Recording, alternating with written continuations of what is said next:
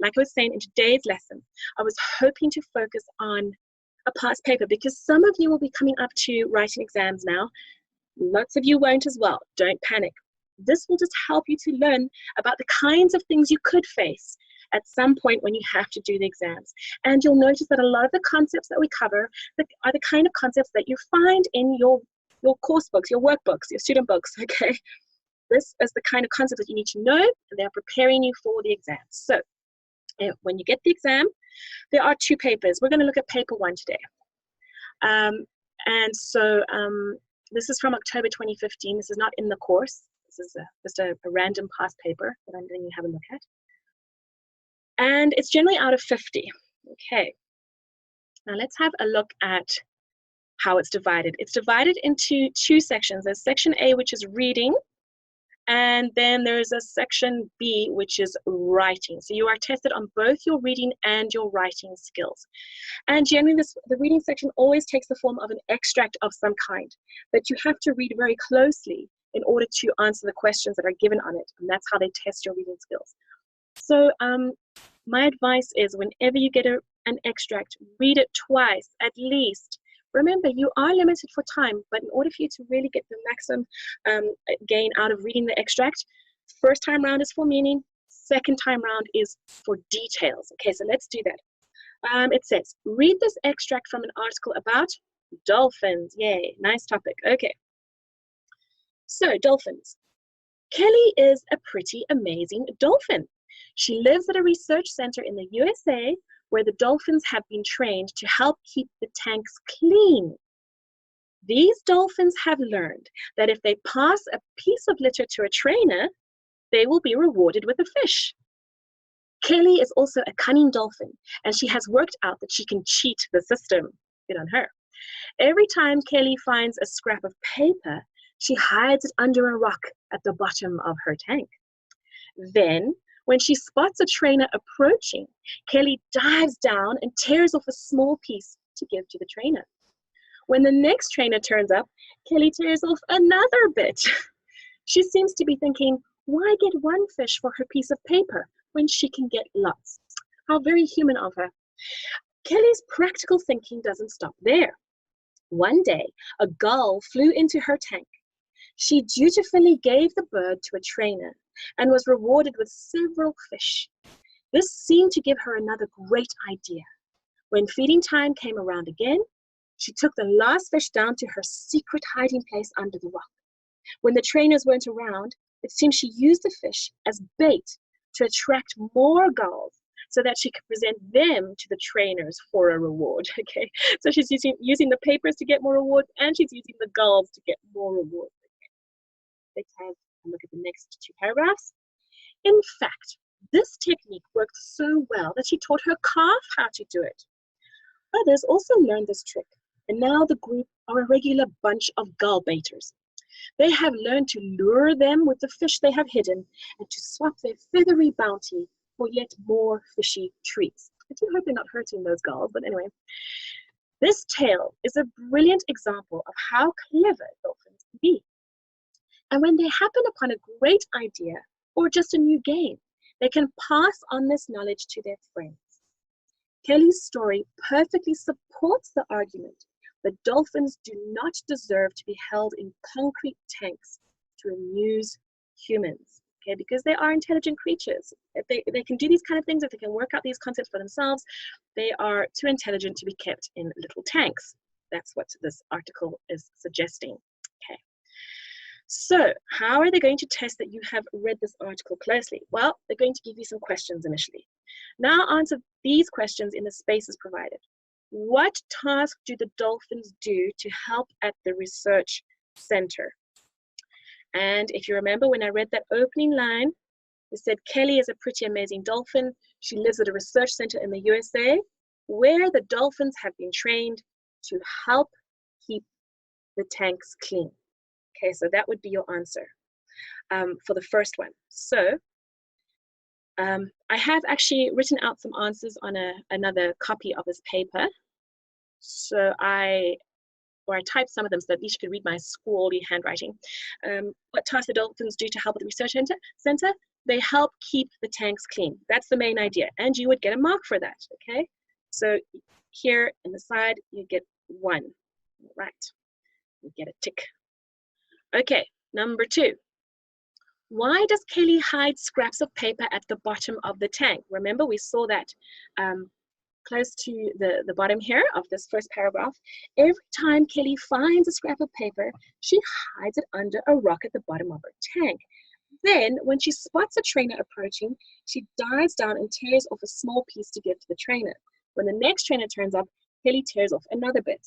She seems to be thinking, why get one fish for her piece of paper when she can get lots? Let's summarize this into a sentence. Why does Kelly hide scraps of paper at the bottom of the tank? So she can tear little bits off and give them to a trainer, or actually here I should have had trainers, I had in brackets and S to show that I also mean all trainers, to earn extra rewards. Okay, so she's not just getting one fish for one scrap paper, she's getting many for many scrap papers, okay? All right, then number 3. What did Kelly teach her calf? Sorry. What did Kelly teach her calf? Let's have a look at that. So, we looked at this idea of how then she started applying the system to gulls coming into the tank, because they also want to eat the fish that the dolphins are eating. And so if she caught a gull and gave a gull over to the trainer, she would get a reward. And then if she just divides those fish up into little bits, she can attract more gulls. And so she's taught this to her calf. In fact, this technique worked so well that she taught her calf how to do it. Note what we call a baby dolphin. Okay. Right, so let's go on here. So here you would have gotten a tick and a 1. And here, what did Kelly teach her calf? She taught her calf how to bait gulls for rewards. Okay. Note that I try to write in full sentences. Note the capital letter at the start. And there should be a full stop here. Bad. You won't get marked down on this, but you want to show your marker that you are a competent writer as well as a reader. And it will work in your favor if you do everything neatly and properly. So rather make sure that you start with a capital letter, that you write in a full sentence that makes sense, not just tanks clean, for example, in this first sentence. They help keep the tanks clean. Okay, makes sense to your marker. Right. So for this section of the paper, you would have gotten 3 marks. Right, good. Now let's move on to the next part. Now they're going to test your vocabulary. Okay, so this is all about vocabulary and how well read you are. Why should you bother reading widely, as most English teachers recommend, if not all English teachers recommend? Because reading widely will help you to improve your vocabulary, and remember, it will also help you with your spelling skills, okay, because you'll be writing words out and spelling them correctly, hopefully, and so it's very important to read widely. When you come across a word you don't know, you write it down a few times. Number 2, give the meaning of each of the following words as it is used in the passage. In each case, give one word or one short phrase. Okay, so you have to choose one or the other. And you can just, so here you could use one word, you can use a short phrase, as long as for each answer, you only give a word or a short phrase, not more. If you do more, you won't get the mark because it shows that you're not quite certain. It could be that, but it could also be that. And so then your marker can't give you a mark because you've got to follow instructions. Okay. So the meaning of each word as it is used in the passage. So it has to be, it can't just be spots that are dots. Okay. How is it used in the passage? Let's have a look. And they actually put it in bold for you. Then when she spots a trainer approaching, okay, she spots a trainer approaching. I'm going to open the chat box now, and I would like you to please offer some suggestions. Right, so when she spots a trainer approaching, what word could you substitute, or what phrase could you substitute for spots? When she spots a trainer approaching, what would you put? Notices, good, yes. When she notices a trainer approaching, that would work too, yes. So let's type here, notices. So that would be acceptable. Well done, good. Okay, the next one that is in bold, I won't bother going back down to the exercise. The next one that is in bold is lure, is it? Yes, lure. Okay. They have learned to lure them, the dolphins have learned to lure the seagulls with the fish they have hidden. Okay. They've learned to lure them with the fish they have hidden. What could we put in place of lure here? Attract. Good. Yes, they have learned to attract them. Good. Okay, so now we have, good, yes. All right, so we could use attract there. Next one. This tail is a brilliant example of how clever dolphins can be. What can we substitute there? This story. Good. Yes, excellent. This story. Okay, let's look at the last one. Kelly's story perfectly supports the argument that dolphins do not deserve to be held in concrete tanks. Kelly's story perfectly supports the argument. What do you do when you write an argumentative essay and you support your argument? So I think because we're always limited for time, I am just going to give my suggestion. And if you still want to add, reinforce. Oh, okay. Kelly's story perfectly reinforces the argument. That would be totally acceptable. It works, it makes sense, and it is about supporting the argument in some way. Good. Wow, very nice. Reinforces. Explains. Kelly's story perfectly explains the argument that dolphins. Okay, I see what you're saying, but explains work there. I know what you want to say there because you're trying to show that this whole story, what it does is it explains how dolphins function as intelligent beings. But I don't know if that could be used in place of support. It's almost there. It's almost there. Here's another suggestion. Kelly's story perfectly helps the argument. Yes, helps would work. Okay, so just try it. When you get an idea, don't worry if it's wrong. You've got to try it out. That's the whole way we learn, okay? So put the word that a story perfectly explains the argument. I think we want that idea of helping, of supporting, of giving some sort of evidence for, okay? And that's possibly why I don't think explains would work there. So I wanted to say thank you for your lovely suggestions. I really, really appreciate that. I have written some here. Now, please note that where I've written or, you must never do that in the test, okay? I'm just giving you possibilities. And we could also add the ones you've given as well. Or reinforces, not writing very well here, helps. Both of these have some idea, some suggestion of support going on within them. I've said gives evidence for, just to show you what a short phrase could look like instead of a word. Gives evidence for. And if you were going to put that into the sentence, Kelly's story perfectly gives evidence for the argument that dolphins, it works. Okay, so that's the way to test your option that you've gone for. All right, thanks guys. All right, so now, your favorite. Add the missing punctuation to these sentences and you get 2 marks. Oh, so what I wanted to say is you would get 1 mark for each of these. It absolutely has to be correct, okay? And like I say, do not do this. And let me write this on here because if you want me to send a copy of this to you, I want to make it clear. Do not give more than 1 answer, okay? This was just for illustration purposes. Right, so let's have a look at the punctuation. Do you think dolphins are clever enough to know what we are thinking? Asked the spectator. The researcher smiled. I don't know, she said. They are certainly intelligent, friendly, and playful. Right, so let me go to the answer sheet so I can fill in the answers as we work through this together. So let's have a look at this. It starts out with, do you think dolphins are clever enough to know what we are thinking? Asked the spectator. We already know that we should have direct speech because a question is being asked, someone is speaking. So how do we show direct speech? We use our double quote marks. Oh, I'll just try and do that again a bit more neatly. Do you think dolphins are clever enough to know what we are thinking? Asked the spectator.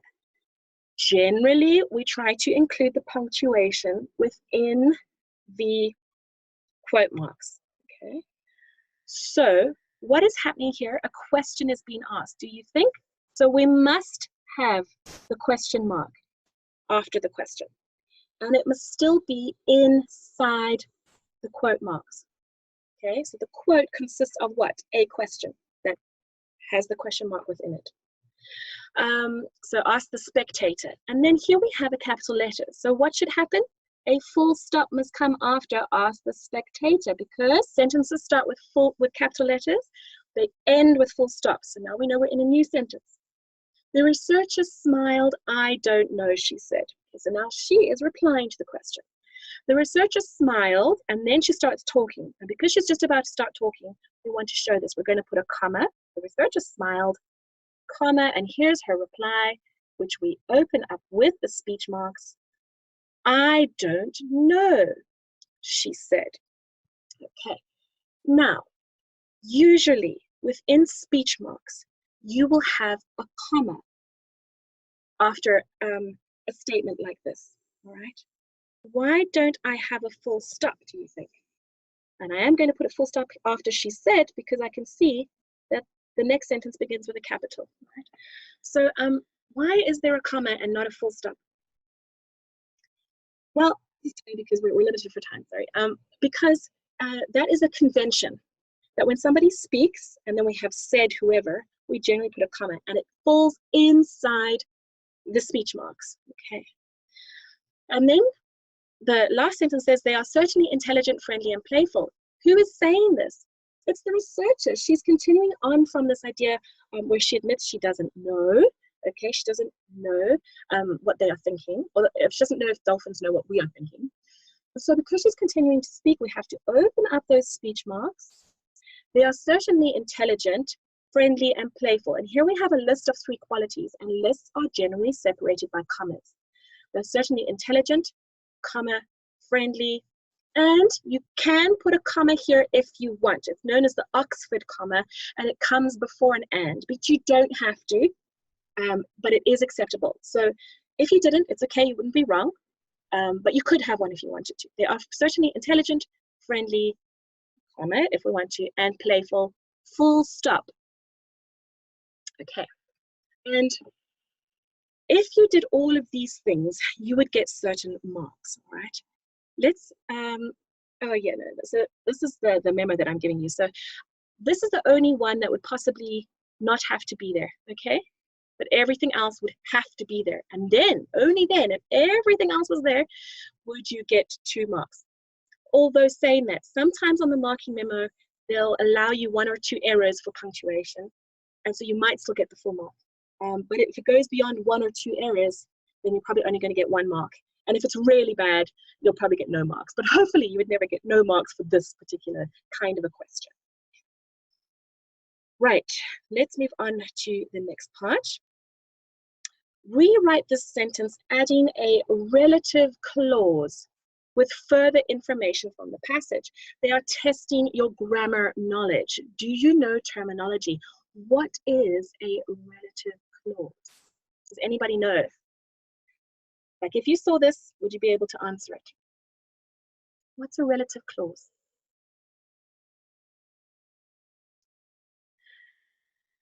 I suspect that most students probably wouldn't know what it is. Forgive me if I'm generalizing, okay? I take it back if I'm generalizing. If you do know, well done. Now, a relative clause is something which makes use of a relative pronoun. So it uses a relative pronoun, all right? So something is relative to something else. And these relative pronouns are words like who, which, or that. And the reason we use who, which, or that is because we want to add further information to a passage. We want to give more information about something that we're talking about, and that's how we do it. We use who, which, that.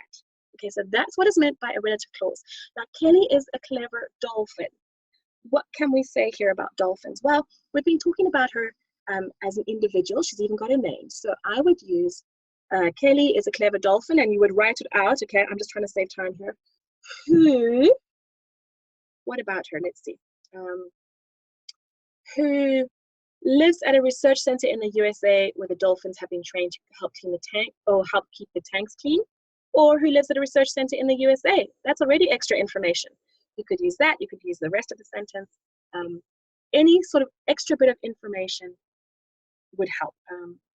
Who taught her calf how to gull bait. Okay, there's another extra bit of information. So,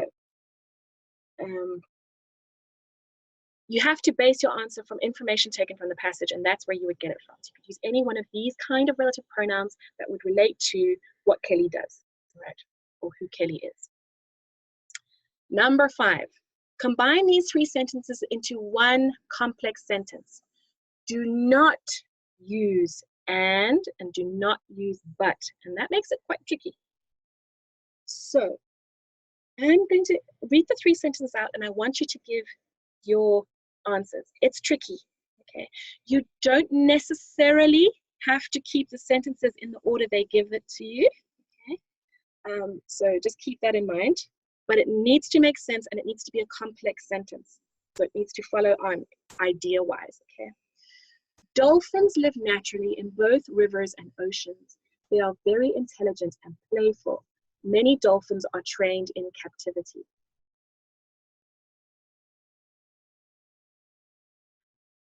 I'm going to give you a minute to give me some of your suggestions. Combine those into one complex sentence. Don't use the words and or but. You can use other words.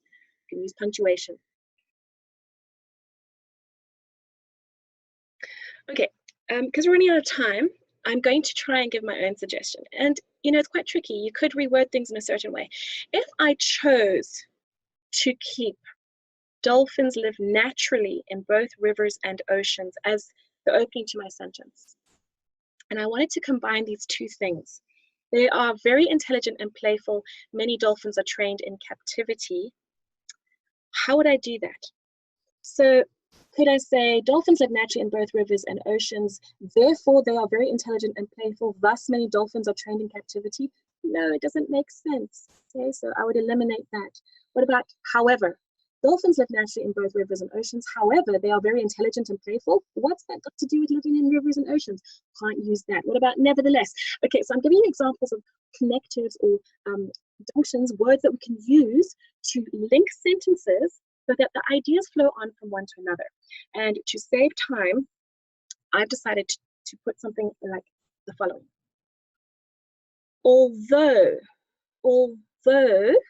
dolphins live naturally in both rivers and oceans, and to reinforce this idea of how they live naturally, I want to then bring this 3rd part up, and I'm going to say, although dolphins live naturally in both rivers and oceans, comma, many dolphins are trained in captivity, and I'd take away the full stop and I'd say, because they are very intelligent and playful. Okay. So you could come up with something else. So this would be your first part, this would be your second part, and this would be the 3rd part. And the 2 connectives, conjunctions that I've used are although and because. All right, so there are definitely other options, but those are the ones that I came up with. If there's any options you came up with that you want to check with me on the web chat system after this, please feel free to do that, because it is a tricky one. If you find that you're really struggling with something and you can see it's only worth 1 mark, come back to it later, okay? Come back to it later. All right, now what are we on? We're on 1028. Complete the sentence using 2 different forms of the same verb. So you need a verb, and you need to know that it has 2 different forms. The trainer threw the first fish, which the dolphin in its mouth, but it did not the second one. Okay, give me suggestions of the verbs there. The trainer threw the first fish, which the dolphin helps in its mouth, but it did not help the second one. No, I don't think that would work. I don't think helps would work there. I'm not quite sure what you mean by helps. The trainer threw the first fish, which the dolphin helps. Did you mean held? Maybe held? Okay, here's another suggestion. Caught and catch. Good, that works, yes. The trainer threw the first fish, which the dolphin caught in its mouth, but it did not catch the second one. Good. Okay, had is another option we've had. The trainer threw the first fish, which the dolphin had in its mouth. Okay, so why had wouldn't work there is because had is past tense, right? I had a test yesterday. So the trainer threw the first fish. So throwing the fish, which the dolphin had in its mouth. You can't throw the fish the dolphin has in its mouth. You see what I'm saying? So that wouldn't work. But I understand we want to use it. But I think, honestly, the best option here would be caught and catch. Okay, so sorry if I've misunderstood the other options you've offered me, but I would go for caught and catch. And look, just for that, you'd have to, that is 1 mark. So can you see how strictly Cambridge marks? Okay, we're running out of time already. So what I would have gone through with you is this next section. If you want a copy of this test, then please send me a message on the main web chat system, not here in Zoom, and I'll give you a copy of the test and some of the answers I've written. And essentially, this section will test your ability to notice facts. Okay, so close reading, make a list of all the dangers, etc. that's going to talk about in there. And then it's going to want you to provide a summary in your own words as far as possible to a certain limit. Okay, and remember, when you use your own words, it's a good thing, except when it comes to some terminology, generally scientific concepts and things like that, you can't always use your own words, and that's acceptable if you use a scientific concept. But in general, if you can reword things, then it is much better to do so, right? And it has to be based on what's in here. Don't bring in new ideas that have nothing to do with what is explored in the extract.